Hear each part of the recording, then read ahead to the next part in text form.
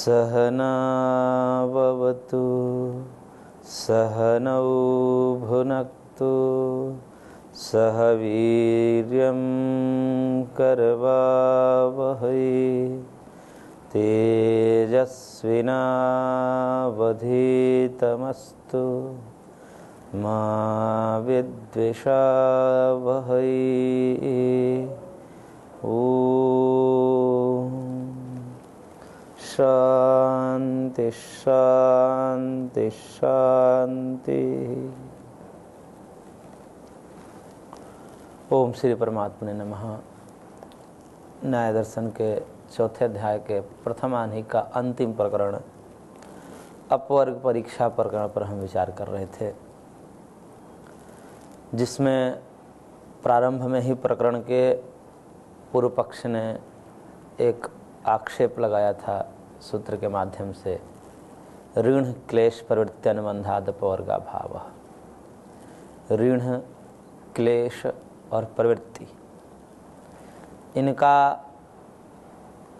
सदैव जीवात्मा के साथ संबंध होने से कभी मुक्ति हो ही नहीं सकती, मोक्ष हो ही नहीं सकता।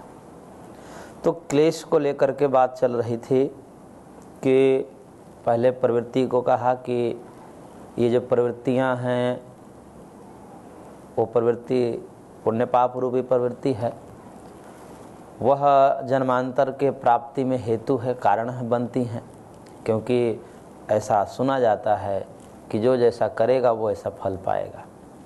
तो पुण्य पाप लगे ही रहते हैं आजीवन पर्यंत, और जब लगे रहते हैं तब उसका फल तो मिलेगा ही। ऐसा व्यक्ति कोई हो ही नहीं सकता कि इन कर्मों को छोड़ करके बैठ जाए, बैठ भी जाए तो भी प्रमाद मृत्यु हो, उसको भी पाप माना जाता है। तो इस प्रकार से पुण्य पाप का सिलसिला लगा ही रहता है, और कब तक लगा रहता है? मरण पर्यंत लगा रहता है। और जब मरण पर्यंत लगा रहता है तो उसी पुण्य पाप के वशीभूत कर्म करते हुए वह देह त्यागेगा, तो फिर उसका कर्माशय क्या बनेगा? धर्म धर्म का बनेगा। पुण्य करेगा तो धर्म का कर्माशय बनेगा, और पाप करेगा तो अधर्म का कर्माशय बनेगा। तो उसके अनुसार फिर वो अगला जन्म होगा। तो जन्म का सिलसिला तो लगा ही रहेगा। तो आप कैसे कह सकते हो कि मोक्ष हो जाएगा, अपवर्ग हो जाएगा? तब महर्षि ने एक बात कही थी कि न प्रवृत्ति प्रतिसंधानाय हीन क्लेशस्य, 64 नंबर सूत्र में कहा था कि ये जो प्रवृत्ति है वो तब तक ही फल देने वाली होती है जब तक उसके मूल में क्लेश हो। क्लेश मूलः कर्माशयो दृष्टा दृष्ट जन्म वेदनीय, ऐसा महर्षि पतंजलि का भी मत है कि सारी प्रवृत्तियां, सारे कर्म बंधन का कारण नहीं होते हैं, अपितु क्लेश मूलक कर्म बंधन के कारण होते हैं। तो जिस कर्म के मूल में क्लेश हो, यानी कि वो कर्म क्लेश पूर्वक किया गया है। क्लेश का मतलब पंच क्लेश, अविद्या, अस्मिता, राग, द्वेष, अभिनिवेश, उसी को न्याय दर्शन में दोष शब्द से कहा जाता है। राग, द्वेष, मोह इस शब्द से कहा जाता है। तो इस प्रकार से क्लेश रहेंगे तब तक प्रवृत्ति बांधने वाली होगी, जन्म को देने वाली होगी। और जिस कर्म के मूल से क्लेश हटा दिया जाए, क्लेश को किसी साधक ने नष्ट कर दिया, तप के द्वारा, क्रिया योग के द्वारा, अष्टांग योग के द्वारा उसने खत्म कर दिया, तब कर्म तो होगा, प्रवृत्ति तो होगी, लेकिन वह प्रवृत्ति अब आगे देहांतर की प्राप्ति में कारण नहीं बनेगी, फल नहीं देगा, देहांतर रूपी फल नहीं देगा।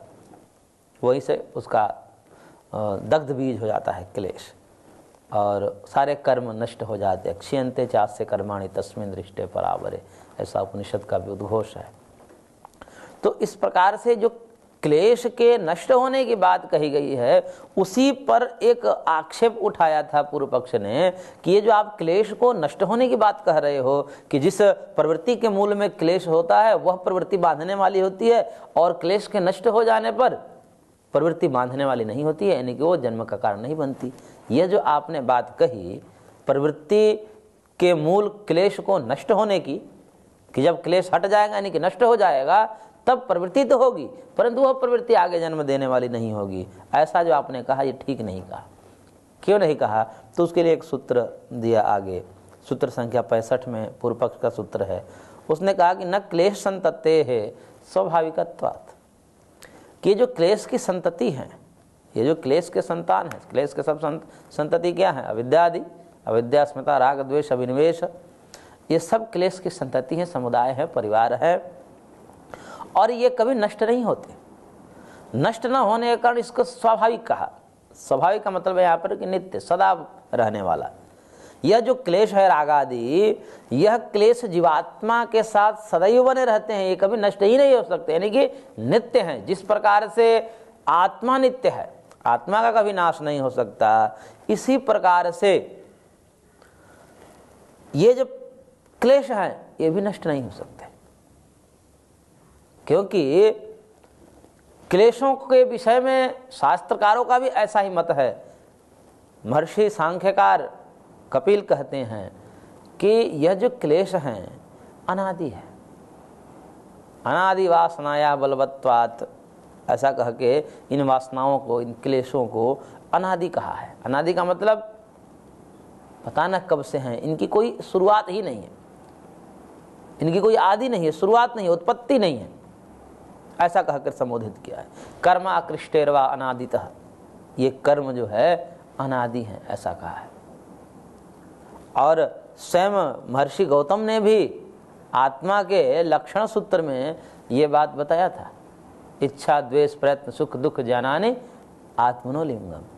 तो वहाँ पर इच्छा द्वेष प्रयत्न इन सब को आत्मा का लक्षण माना है, यानी कि आत्मा का धर्म है। और आत्मा का धर्म है तो धर्मी कौन सा है? ये सब धर्म है तो धर्मी आत्मा है। तो धर्म धर्म में अभेद संबंध होता है। जिस प्रकार से द्रव्य और गुण, पुष्प और पुष्प का गंध, पुष्प और पुष्प का रूप, इनमें धर्म धर्मी भाव संबंध होता है, उसी को गुण गुणी संबंध बोलते हैं। तो यह जो संबंध होते हैं ये नित्य होते हैं, यानी कि जब तक पुष्प रहेगा तब तक उसमें रूप रहेगा। ऐसे ही जब तक आत्मा है तब तक उसमें रहने वाले जो ये धर्म क्लेश हैं राग आदि, यह भी रहेंगे, ऐसा पूर्व पक्ष का आशय है। और जब ऐसा होगा तो फिर क्या होगा? आत्मा तो पुष्पादि की तरफ है नहीं कि पुष्प के नष्ट हो जाने पर उसके आश्रित से रहने वाले रूपादि भी नष्ट हो जाएंगे। आत्मा तो ऐसा है नहीं, क्योंकि आत्मा के विषय में प्रबल प्रमाणों के माध्यम से सिद्ध किया जा चुका है कि आत्मा नित्य तत्व है, उसका कभी नाश नहीं होता। तो जब आत्मा नित्य तत्व है, नाश इसका नहीं होता, तो उसके आश्रय से रहने वाले ये जो उसके धर्म हैं, इच्छा द्वेष प्रयत्न सुख दुख आदि, ये कैसे नष्ट होंगे? ये नष्ट नहीं हो सकते। इसलिए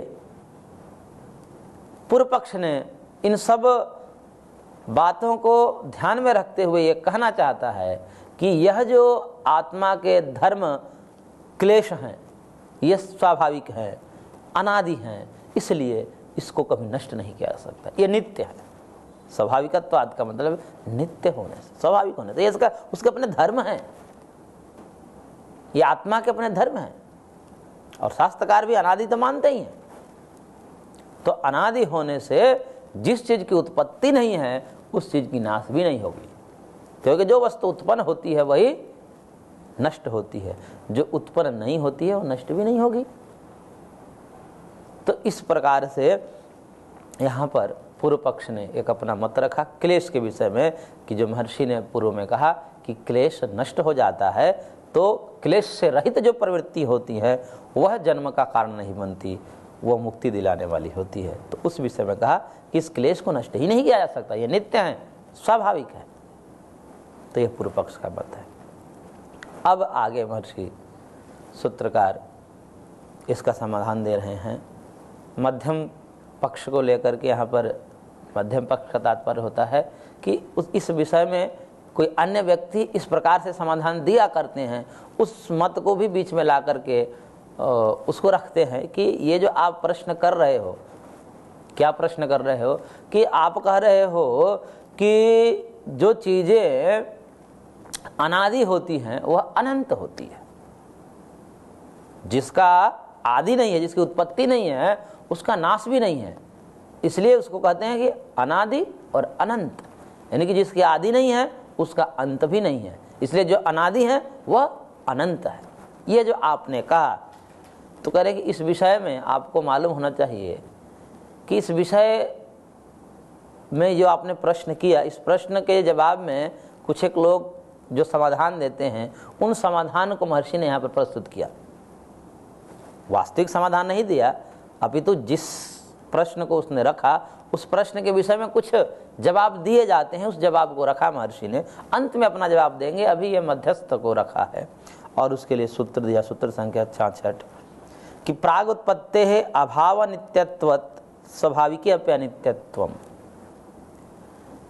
कि प्राग उत्पत्ति अभाव अनित्यत्वत्, जैसे प्राग भाव होता है, प्राग उत्पत्ति मतलब उत्पत्ति के पूर्व जो किसी वस्तु का अभाव होता है। जैसे घट अभी उत्पन्न नहीं हुआ है, तो घट उत्पन्न होने से पूर्व की अवस्था को उसको अभाव कहते हैं कि अभी घट है नहीं, यानी कि घटाभाव है। अच्छा, तो ये जो घटाभाव है वो कब से है घटाभाव? जो अभी घट उत्पन्न नहीं हुआ उसका अभाव है, तो वह अभाव कब से चला आ रहा है? तो उसको कहा जाता है कि तो अनादिकाल से चला आ रहा है। जो अभी उत्पन्न नहीं हुआ, जिसका अभाव है, कब से अभाव है? अनादिकाल से अभाव है। अनादिकाल से अभाव है। अब मान लीजिए कि वो घट उत्पन्न हो गया, अब घट उत्पन्न हो गया तो अब उसका अभाव भी तो नष्ट हो गया। अब उसका अभाव कहेंगे क्या? नहीं कहेंगे। अब उसका सदरूप नहीं कहेंगे, सदरूप में आ गया, सत्तात्मक अस्तित्व रूप में आ गया वो, तो अस्तित्व रूप में आने से अब जो पूर्व का अभाव था वो नष्ट होकर के भाव में बदल गया। यानी कि जो घट का अभाव था, प्राग भाव उसको बोलते हैं, उत्पत्ति से पूर्व वाले अभाव को प्राग भाव, तो वह प्राग भाव उत्पन्न होने के साथ ही नष्ट हो गया। यानी कि नष्ट होकर के किस में बदल गया? भाव में बदल गया। वो प्राग भाव घट के भाव में बदल गया। और वह प्राग भाव कब से था? अनादिकाल से था। जो घट, कोई भी घट हो या कोई भी पदार्थ हो, कोई व्यक्ति हो, तो व्यक्ति जब उस रूप में जन्म नहीं लिया है तब उसके जन्म से पूर्व का क्या मानेंगे? अभाव मानेंगे। अब कब से अभाव है? कब से वो जन्म नहीं लिया है? तो करेंगे तो अनादिकाल से नहीं लिया है। लेकिन जब जन्म ले लेता है तब क्या कहते हैं? तब उसका अभाव थोड़े मानते हैं, करेंगे नहीं, अब उसका भाव मानते हैं। अब इस जन्म ले लिया है, तो जब जन्म ले लिया है तो जन्म के साथ ही जो एक अभाव चला आ रहा था, उसके घर में पुत्र का अभाव, संतान का अभाव, अब वो अभाव खत्म हो जाता है, नष्ट हो जाता है। तो अभाव नष्ट होता है। प्राग भाव के विषय में कहा कि वो प्राग भाव नष्ट होता है। और वो प्राग भाव कब से चला आ रहा था? अनादिकाल से। यानी कि प्राग भाव अनादि होता है और अनादि होते हुए भी उस वस्तु की उत्पत्ति के साथ ही वह अभाव नष्ट भी हो जाता है। तो यहां पर ये अनादि अभाव हैं, परंतु अनादि होते हुए भी ये नष्ट हो जाते हैं। उस पदार्थ के, उस वस्तु के उत्पत्ति के साथ ही ये नष्ट हो जाते हैं। तो ये आप कैसे कह सकते हो कि जो वस्तुएं अनादि होती है वह वस्तुएं अनंत होती है? ऐसा नहीं कह सकते आप। क्लेशों के विषय में आपने ही कहा ना कि अनादि है, इसलिए हम अनंत मानेंगे, और अनंत मानकर भी स्वाभाविक कह दिया। उसी को केंद्र में रख करके वो स्वाभाविक कहा था पूर्व पक्ष कि अनादि है, अनादि है तो अनंत होगा। तब यहाँ पर एक मध्यम पक्ष को लेकर के आचार्य ने समाधान दिया कि ये जो आप प्रश्न कर रहे हैं, इस विषय में ऐसा भी जवाब दिया जा सकता है प्राग भाव को लेकर के कि प्राग भाव अनादि होते हुए भी शांत है। शांत का मतलब अंत सहित है, अंत वाला है। तो अनादि और शांत होता है प्राग भाव। इसका मतलब अनादि जो कोई पदार्थ हो वो जरूरी नहीं है कि अनंत भी हो। अनादि क्लेश हैं तो अनादि क्लेश है, लेकिन ये कोई जरूरी नहीं है कि वो अनंत भी हो। वो शांत हैं, अनादि और शांत हैं, अनादि और अनंत नहीं है। अनादि तो है परंतु वह अंत वाला है। अब अंत वाला है इसलिए उसका नाश स्वाभाविक है। आप ये कर रहे थे ना कि नाश नहीं हुआ क्योंकि वो नित्य है, तो नहीं, नित्य नहीं है, नित्य नहीं है, अभी तो अनित्य ही समझना चाहिए इन क्लेशों को, अनादि होते हुए भी ये अनित्य है। तो इस प्रकार से एक मध्यम पक्ष को रख करके यहाँ पर समाधान किया। पर इसमें भी किसी को आपत्ति हो सकती है कि ये जो आपने पराग भाव का दृष्टांत देकर के जो खंडन करने का प्रयत्न किया, ये आपका खंडन ठीक नहीं है। क्यों ठीक नहीं है? क्योंकि अब आप जो है एक तरफ क्लेश जो है भावात्मक पदार्थ है, दूसरे तरफ आप दृष्टांत में अभावात्मक पदार्थ को दृष्टांत दे दिया। तो एक जगह भाव पदार्थ को समझा रहे हो और दृष्टांत दे रहे हो अभाव को, तो भाव को भाव से समझाओ ना, भाव का अभाव से क्यों समझा रहे हो? और ऐसे भी घटा भाव कोई पदार्थ तो है नहीं कि उसकी उत्पत्ति हो रही हो या नाश हो रहा हो, ऐसा तो कोई है नहीं।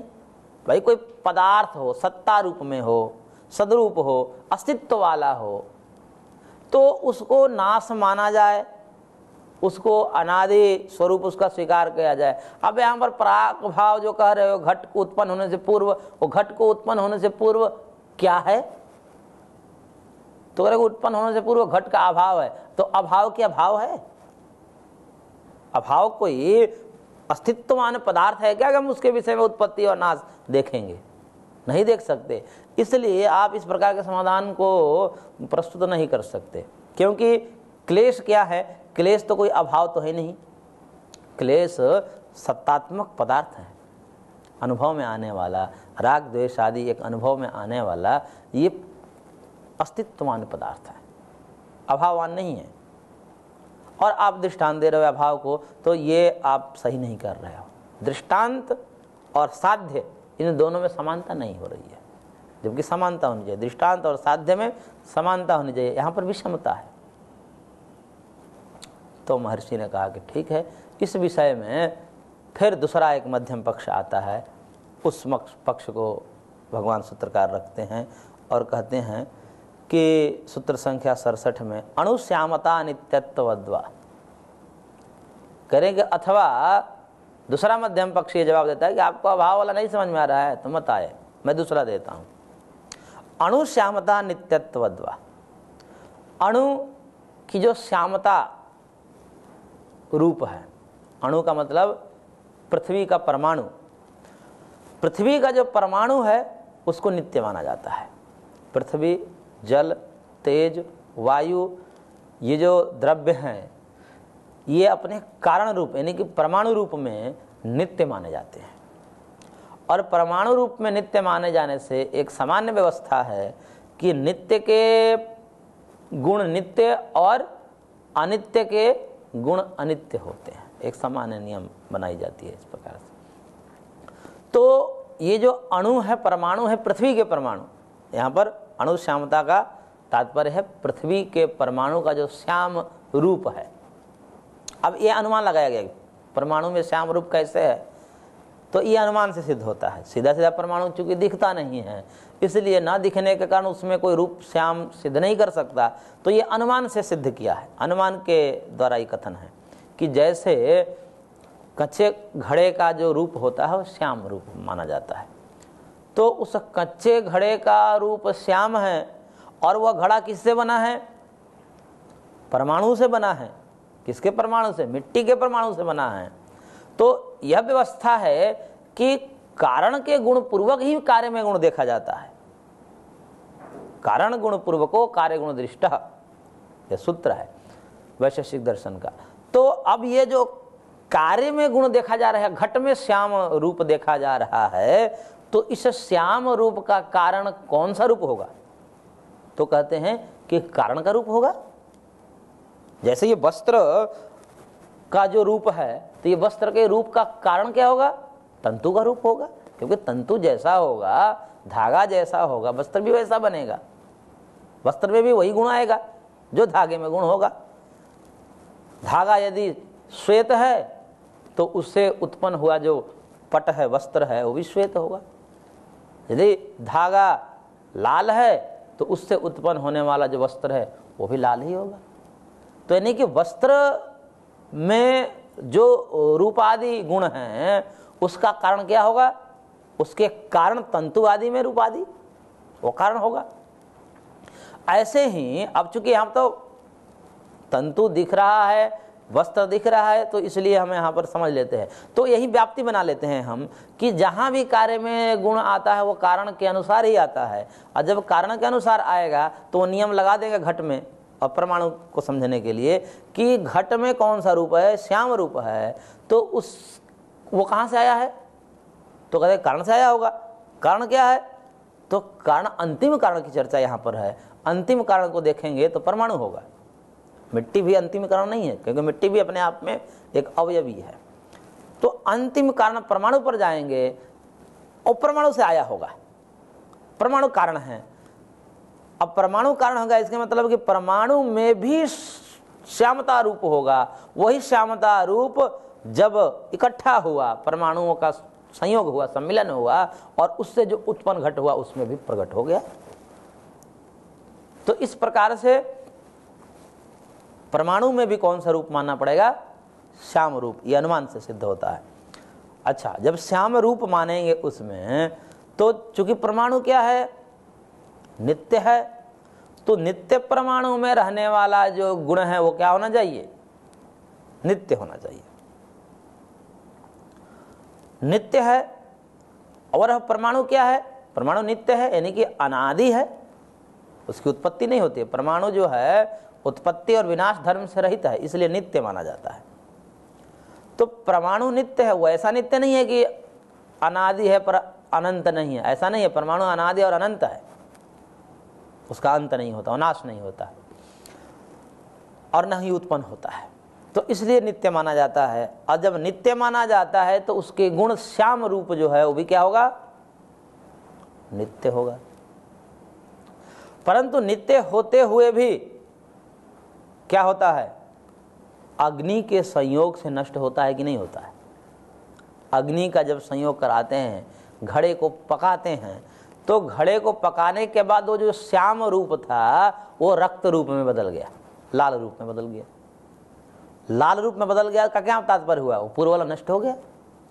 पूर्व को नष्ट ही मानना पड़ेगा, नहीं तो कोई कहेगा नहीं जी पूर्व वाला भी है और लाल भी है, तो फिर दिखाना पड़ेगा कि वो पूर्व वाला कहाँ है, वो दिखता नहीं, इसलिए नाश मानना ही पड़ेगा।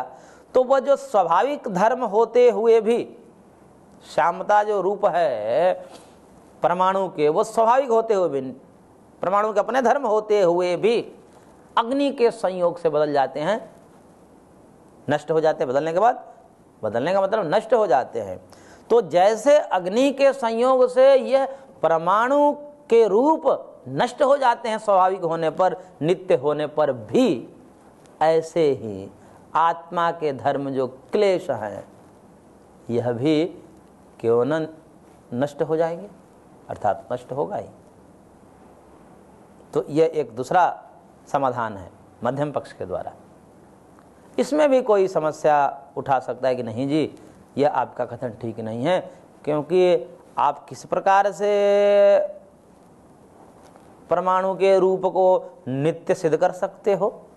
ये कोई जरूरी नहीं है कि जो पदार्थ नित्य हैं उसके गुण भी नित्य हो, ये कोई जरूरी नहीं है। क्यों, क्योंकि यदि नित्य है तो ये नष्ट क्यों हो रहे हैं। एक तरफ आप नित्य कह रहे हो परमाणु के रूप को, परमाणु के आधार मान करके परमाणु नित्य है तो उसका रूप भी नित्य होना चाहिए, और जब नित्य है तो फिर नष्ट क्यों मान रहे हो। नित्य और नष्ट ये तो परस्पर विरोधी बात है। जो नित्य है वो नष्ट कैसे हो सकता, आप रूप को नित्य मान करके फिर नष्ट कर रहे हो, ये सर्वथा असंगत है।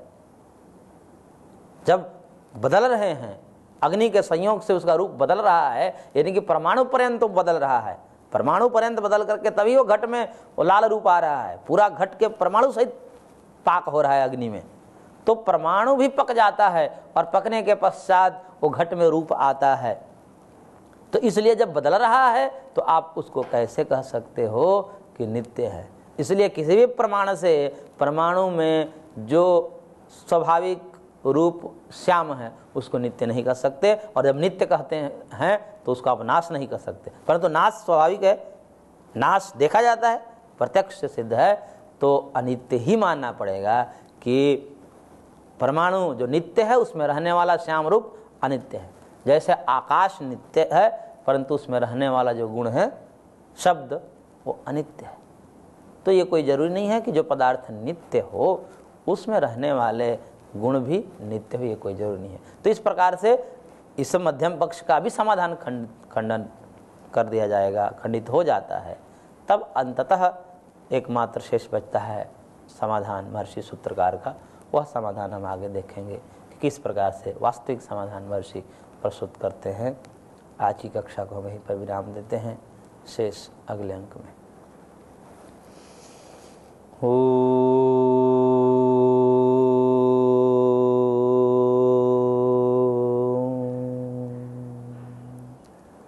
शांति शांति शांति।